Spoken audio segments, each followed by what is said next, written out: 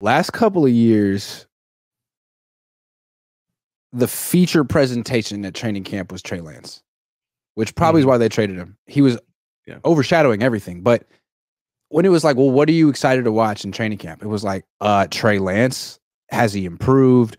Is there a plan for him? What's he look? All that stuff. Yeah. So that's over with. And now, like, what to focus on in camp is a little less clear. Brock's kind of proven he could throw a pick every day like he did last year, and it may or may not matter. What are you most focused on this year in camp?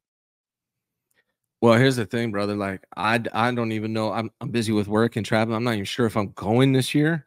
And part of the reason is it's not quite as interesting to me, if I'm being 100% honest here. Most of the things that you're going to be seeing in training camp is for backup rules, is for depth.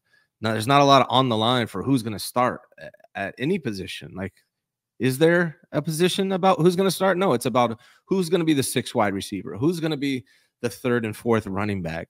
And that stuff's all great. It's all interesting, but it's not quite at the level of a top-notch quarterback controversy like it was last year. So to answer your question, what am I focusing on? If I do go, and I may go for a day or two, still not sure. But there's not a lot there, brother. It's the backup stuff for me. Like, how do the young guys look? How does Ricky Pearsall look? That's really the thing I think a lot of people are going to be focusing on. How's Ricky Pearsall going to look? Does he look like he justifies the first-round draft pick? And then there's the tight end position. Like, are Braden Willis and Cam Latu going to actually develop into the players they were drafted to be? But it's mostly about depth at this point for the 49ers. I think the only real main one that you got to watch is that Ricky Pearsall one, particularly because Brandon Ayuk's not going to be there. So the question is, can Ricky Pearsall make up for the absence of Brandon Ayuk? I think a lot of people are going to be looking for that. I like that too. I mean, Ricky Pearsall is going to be a big ticket. Like, people are going to talk about him every day. But I think for me, it's the Passover question. You don't know this because you're not Jewish, but when you have Passover, you ask the 4 questions. And the first question is, what makes this night different from all other nights? And how did I get to Passover? Not sure.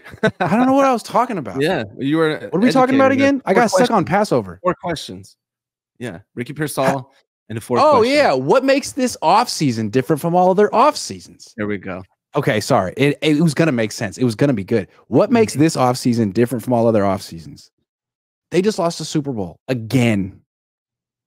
And it's like, there's a thing called a Super Bowl hangover, and they all kind of seem like they're not as driven or motivated or whatever. They all seem kind of like, I don't know what the word is, but is it going to manifest itself? Are we seeing a down season, or are the Niners going to put that behind them and have another year that comes down to the wire? Because, like, look at the Eagles last year. I feel like the Niners are kind of similar to the Eagles last year. Like, the Eagles, they lost a coordinator. There's a couple coordinators, but there was a questionable situation on defense. They never really figured out who their defensive coordinator was. They were old. They collapsed down the stretch. I mean, is that going to happen with the Niners? Like, they have like this weird situation at defensive coordinator. They're an older team. They got money drama. Like, is this all going to come to a head in November, December, and fall apart? I guess that's what I don't know if you can detect that in training camp, but I'm interested. So the one thing that surprised me, I went to training camp last year. One thing that surprised me about Kyle Shanahan's practices is how lackadaisical they are. It was actually shocking to me. I expected a lot more intensity in these practices, but maybe that's all throughout the NFL. I remember watching the Niners when I was younger, and it was a lot more intense. Maybe that's a sign of the times type of thing. But I was really surprised by how lackadaisical Kyle Shanahan's practices were and how really uninvolved Kyle was throughout. Like, he didn't really one-on-one conversation with anybody or coach anybody up. And maybe that's not his job. But what my point is, I don't think that's going to present itself in training camp. We'll find out throughout the season. But I think the one thing that's going to hopefully overcome what you're talking about is the fact that there are 43, I believe, 49ers who are not in contract past this season. You got a lot of money, a lot of people playing for money this coming season. And, we've seen throughout the history of all sports, when guys are playing for money, they give it everything they got.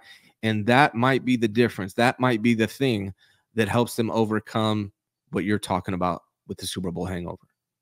Yeah, like there are some like buzzwords I'll use that you might think are kind of corny, but I think this is stuff that people watching practice won't necessarily pick up on. They'll be focused on targets and whatever, but morale. Morale. Yeah. Like, and you might hear that more in press conferences, but last year they just seemed so confident and sure of themselves. Like, we are the best team. We lost to the Eagles for one reason. We're here to show you what we're all about. This year, like, do you have that? Are you guys unified? Or is this a fractured team that's low on morale and is thinking, you know what? It was so hard to get to the top of the mountain. The odds are against us, and we know it. And frankly, I'm looking at our head coach over here a little different these days because it's his fault we lost the Super Bowl. I can't say it out loud around here, but it wasn't my fault. Yeah. I think it's a possibility. It's a tiring, hard sport, man. It just requires so much effort, energy, and focus for such a long period of time. The Niners consistently are in the postseason. They've been giving it their all, and they've always fallen short. I know that there are certain guys, especially these veterans, who are like, come on, man. We keep getting there. We can't finish. I think it might play a part, but I also feel like people, their number one priority in sports for themselves is for themselves, getting that money, getting the generational money, and that is going to be the difference maker, I think, for this season. I think that's going to work in their favor. People talk about like morale being, like momentum doesn't even exist. But like, let's say the Niners were to get Ayuk back this week. News comes out, they've agreed $28 million a year. He's back for the beginning of training camp. Wouldn't that be a huge morale boost to the team? Huge. Absolutely. Absolutely. Yeah. So that's something to monitor. Like, are they going to get a morale boost, or if he's gone, is that indicative of like low morale in the team? I think that all that matters because in addition to being the best roster, they've also been like the most confident team until now. We'll see. Yeah. Something to watch. I don't know if you'll see it develop in training camp necessarily as much as, like you said, in the press conferences.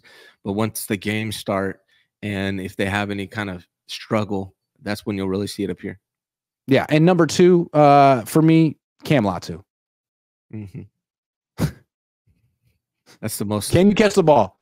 Cameron. That's what I want to know. I mean, Cam looked good last year in training camp. Really freaking good at everything. Like, the way he looked like a monster out there. He was getting open. He was, he was blocking really well, but couldn't catch. Yeah, that was the thing. So he's got to do that one thing with his hands.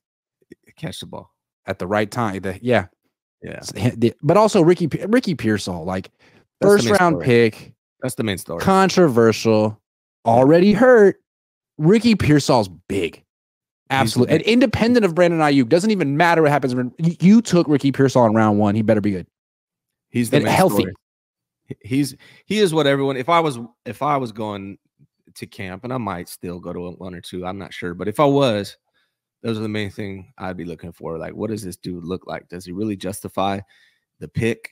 Can he make up for the loss of Brandon Ayuk early in the season? That's what I would be. Yeah, I'm focused on Pearsall because to me, my suspicion is that people covering the team who tend to lean towards positive coverage for whatever reason might have a tough time telling the truth about Ricky Pearsall if he's not tearing it up. So is he really good? Is he really tearing it up? Or is he getting favorable coverage because people know the Niners want favorable coverage for their first round picks, particularly the ones that are a little controversial? Is he even healthy enough to play? Like, that's the other thing. We don't even know if he's, I don't know. I apparently the injury was minor, but will he be full contact when they do finally go full contact? I feel like if it was real minor, he wouldn't be on NFI and we would know what it is. Or he either wouldn't be on the list or he would be on it and we would know what it is. Like, he has a hangnail, don't worry. But he's on a list because of an injury? Sounds like weeks, not days. Well, then that's the more reason to get Brandon Ayuk in here. What are we doing? What are we doing? Well, It's 12:04 on the West Coast. It's Ryan G. Hensley. I'm Grant L. Cohn. It's about to go down, Ryan. It's about to go down. I'm looking forward to it. I think I'm going to rely mostly on you guys this season. I got a lot of work going on, a lot of travel plans. So I'm going to be relying on you, Grant, for your updates every single day. Well, look, I mean, we got an undrafted rookie free agent quarterback, Tanner Mordecai. There will be interesting storylines. And to me, this is going to be one of the, if not the most interesting seasons of the Kyle Shanahan era. You're coming off your second Super Bowl loss. Not a lot of head coaches are in this position. You got a team that everyone says is the best at everything. Yeah. How do you handle this moment right now? You got to give Purdy the extension next year. It seems like the last dance a little bit of this particular group. That's going to happen. That's why, to me, this season's great because of all the things you mentioned. Next season is going to be a very different 49ers team. I'm really looking like I'm going to enjoy this season, obviously, but next offseason is going to be extremely interesting.